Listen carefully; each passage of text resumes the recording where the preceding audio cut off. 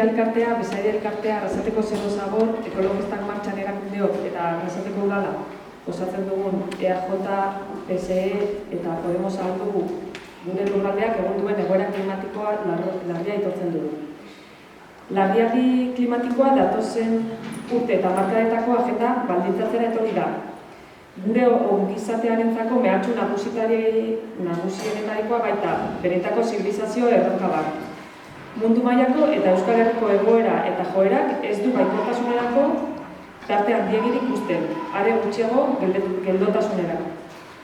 Azken urte luzeetan komunitate zientifikoak aldaketa klimatikoaren bilakaeraren inguruko abisuak eta jakinarazpenak igorri ditu.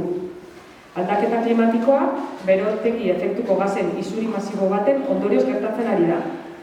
Eta isuri horien arrazoi nagusia bakarra ez bada ere, gure metabolismo sozioekonomikoa mantentzeko erretzen ditugun baliabide fosilen erabilpenean datza. Aldaketa klimatikoa beraz, guk eragiten dugu nagusiki, eta dagoeneko ondorioak antzematen hasi gara. Urtez urte argitaraturiko txostenetan egoera kaskartzen denaren zantzuak ditugu.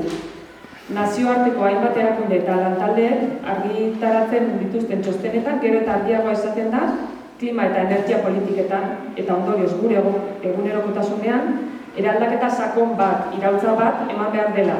Baldin eta egoerari aurre egin nahi baldin badiogu eta aldaketa klimatikoaren efektu bortitzenak pairatu nahi ez baditugu.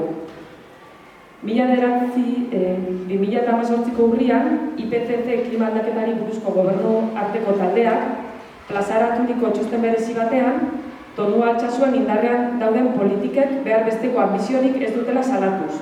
Eta elektrizitatearen, nekazaritzaren, garraioaren eta industriaren sektoreetan aurrekaririk gabeko aldaketak eskatuz. 2018ko azaroan, Nazio Batuen ingurumen panelak aditzera emandako txostenak egoera larria dela ohartarazten du. Esfortzuak areagotzen ez badira, hondamendira goazela azpimarratuz. Gaia bere osotasunean ikusirik argi dago ataka baten gaudela eta orain arte proposatu eta egindakoa berraztertu beharrean gaudela. Aldela eta industria iraultza aurretiko egoerarekin alderatuta 1,5 gradu zentigraduko temperatura igoera ez gainditzea helburutzat zuen 2015ko Parisko akordioa betetzeko orain arte emandako pausoak guztiz ez nahikotzat jo beharrean gaude. Hasieran genion bezala, zibilizazio erronka baten aurrean gaude. Eta aurrez aurre, Jaurlaritzaren eragin esparru eta almena gainditzen dituen lanak baditugu ere, egoerak partekaturiko esfortzu bat eskatzen du.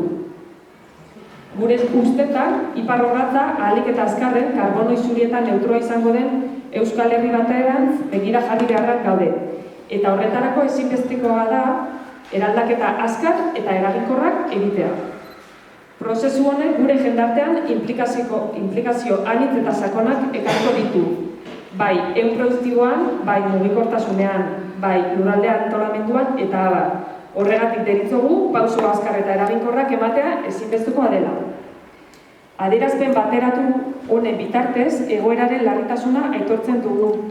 Helburu, larrialdi klimatikoari behar besteko arreta ipintzeko asmoarekin. Aurrerantzean, politika publiko guztiak larrialdi klimatiko egoeraz kutsa daitezen.